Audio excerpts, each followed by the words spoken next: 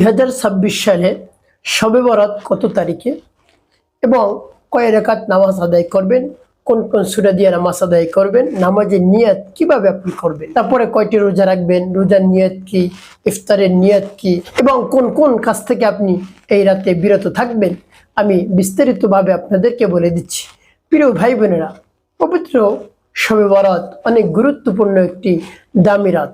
আল্লাহ রাব্বুল আলামিনের কাছে 5টি রাত অনেক দামি এবং গুরুত্ব।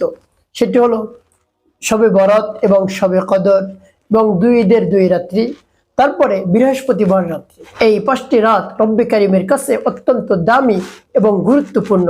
তাই আমাদের সামনে কালের চক্র ঘুরে আবারও শবে বরাত এসে গিয়েছে। অতি শীঘ্রই আমাদের সামনে শবে বরাত এসে হাজির হবে।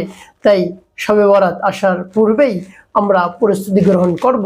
কত রাকাত নামাজ আদায় করতে হবে, নামাজ কিভাবে আদায় করতে হবে, তারপরে নামাজের নিয়ত কিভাবে করতে হবে, কোন কোন সূরা দিয়ে নামাজ আদায় করতে হবে, কয়টি রোজা রাখতে হবে, কিভাবে রোজার নিয়ত করতে হবে, ইফতারের নিয়ত কিভাবে করতে হবে এবং কখন শবে বরাতের ইবাদত শুরু করতে হবে, সব বিস্তারিত একেবারে আমি আপনাদেরকে বলে দিচ্ছি। আপনারা একেবারে সহজেই এই আমলগুলো করতে পারবেন। প্রিয় ভাই বোনেরা, আর আপনার হতাশাগ্রস্ত হতে হবে না যে শবে বরাত কবে হবে, কয়টি রোজা রাখতে হবে। দুশ্চিন্তার মধ্যে পড়ে যান অনেক সময় যে শবে বরাত আসছে বা কবে, কোনোভাবেই আপনি নির্ণয় করতে পারছেন না। একেবারে সহজে আপনি নির্ণয় করতে পারবেন। তবে আপনাদের সকলের কাছে একটি অনুরোধ থাকবে, যখন আপনি ভিডিওটি দেখবেন না টেনে দেখবেন, তাহলে আপনি সব কিছুই পেয়ে যাবেন। আর যদি কেটে কেটে দেখেন তাহলে দেখা যায় নামাজ কয় রাকাত আপনি ঠিকমতো শুনতে পারলেন না, রোজার নিয়তটি আপনি শুনতে পারলেন না, নামাজ কোন কোন সূরা দিয়ে আদায় করতে হবে সেটি শুনতে পারলেন না, একেবারে একটি শুনতে পারলেন, একটি শুনতে পারলেন না, এভাবে হবে। আর আপনি যদি শুরু থেকে শেষ পর্যন্ত এই ভিডিওটি দেখতে পারেন তাহলে সঠিক নিয়ম আপনি এই শবে বরাতের ইবাদত করতে পারবেন ইনশাআল্লাহ। প্রিয় ভাই বোনেরা, যদি শবে বরাতের ইবাদত আপনি করতে পারেন, রব্বে কারীম আপনাকে অসংখ্য অগণিত সওয়াব দান করবেন।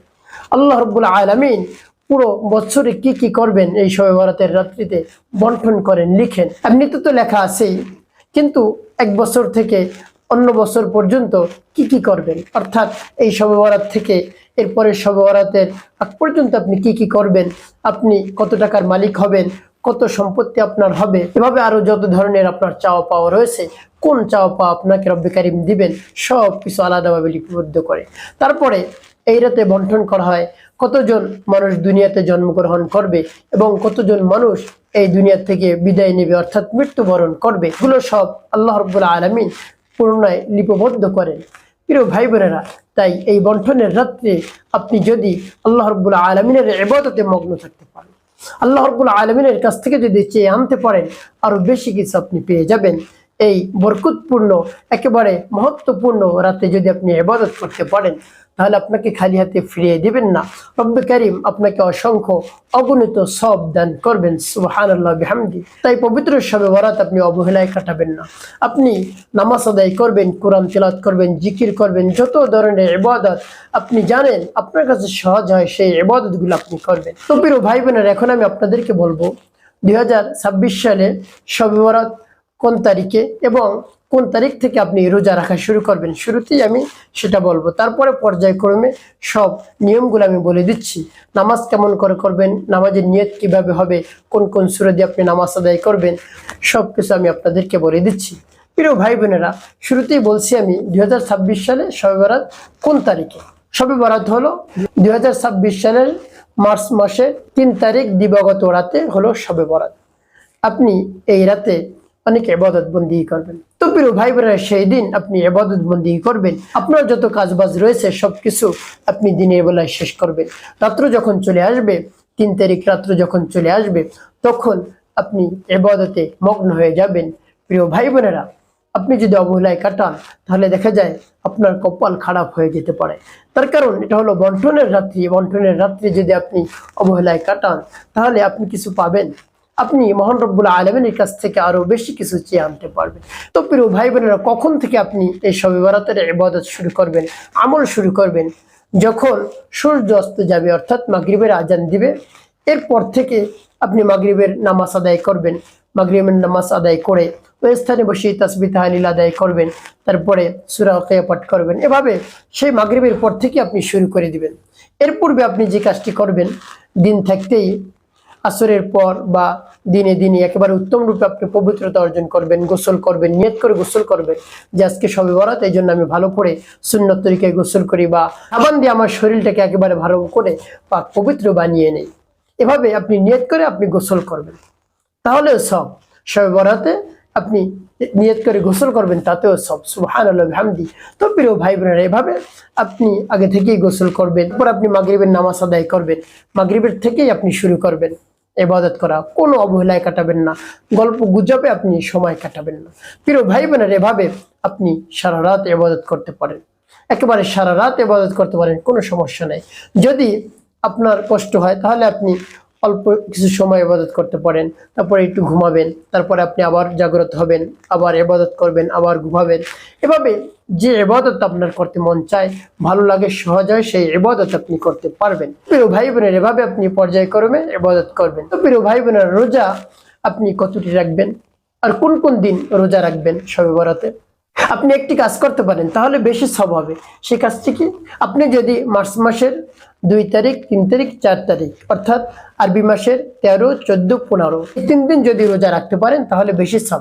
তার কারণ নবী সাল্লাল্লাহু আলাইহি সাল্লাম আরবি মাসের 13, 14, 15 এই 3 দিন রোজা রাখতেন। এটা হলো আইয়ামে বীজের রোজা। আপনি এই 3টি রোজা রাখবেন। যদি একসাথে 3টি রোজা রাখতে পারেন তাহলে বেশি সব। তাহলে আপনার শবে বরাতের রোজা রাখা হয়ে গেল, আইয়ামে বীজের রোজা রাখা হয়ে গেল। তাহলে 3টি রোজা যদি আপনি রাখেন, 1 তারিখ রাতে আপনি সেহরি খাবেন, 2 তারিখ রোজা হবে, 3 তারিখ রোজা হবে, 4 তারিখ রোজা হবে। তাহলে আপনি আরবি মাসে 13, 14, 15 এই 3 দিন আপনি রোজা রাখবেন। রোজার নিয়ত কিভাবে করবেন আমি বলে দিচ্ছি। আপনি বাংলায় নিয়ত করবেন, হে আল্লাহ, আমি শবে বরাতের এই রোজা রাখতেছি, আপনি আমার এই রোজাকে কবুল করুন। আপনাকে রাজি এবং খুশি করানোর জন্য, আপনাকে সন্তুষ্টি করানোর জন্য আমি এই নফল রোজা রাখতেছি। আপনি আমার এই রোজাকে কবুল করে নিন, এর অসংখ্য অগণিত সব আমাকে দান করুন। এভাবে রব্বে কারিমের কাছে বলবেন, আর কিছু বলতে হবে না। আপনি মনে মনে ইচ্ছা করবেন। নিয়ত করার নামই হলো ইচ্ছা করা, সংকল্প করা। আপনি মনে মনে রব্বে কারিমের কাছে বলবেন, এভাবে বাংলায় বলতে পারেন, কোনো সমস্যা নেই। তারপরে আপনি যখন ইফতার করবেন, ইফতারের সময় কি দোয়া পাঠ করবেন? আল্লাহুম্মা লাকা সুমতু ওয়া আলাইকা তাওয়াক্কালতু ওয়া আলা রিজকিকা আফতারতু বিরহমাতিকা ইয়া আরহামার রাহিমিন। এই দোয়াটি পাঠ করবেন। আপনাকে রব্বে কারিম অসংখ্য অগণিত সব দান করবেন। আপনি যে জিনিস দ্বারা ইফতার করবেন সেই জিনিসের মধ্যে রব্বে কারিম অসংখ্য অগণিত সব দান করবেন। প্রিয় ভাই বোনেরা, এভাবে শবে বরাতের ইবাদত যদি আপনি করতে পারেন, আল্লাহ রাব্বুল আলামিন আপনার উপর রাজি এবং খুশি হয়ে যাবে।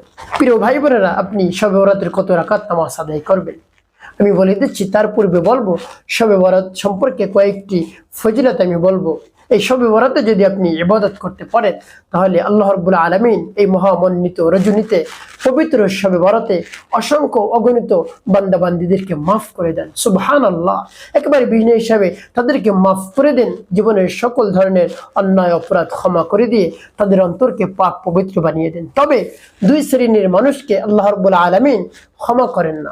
1 নম্বর, যিনি শিরিক করে, আল্লাহ রাব্বুল আলামিনের সাথে যদি কাউকে শিরিক করে তাহলে সেই শিরিকের গুনাহ রব্বে কারিম মাফ করেন।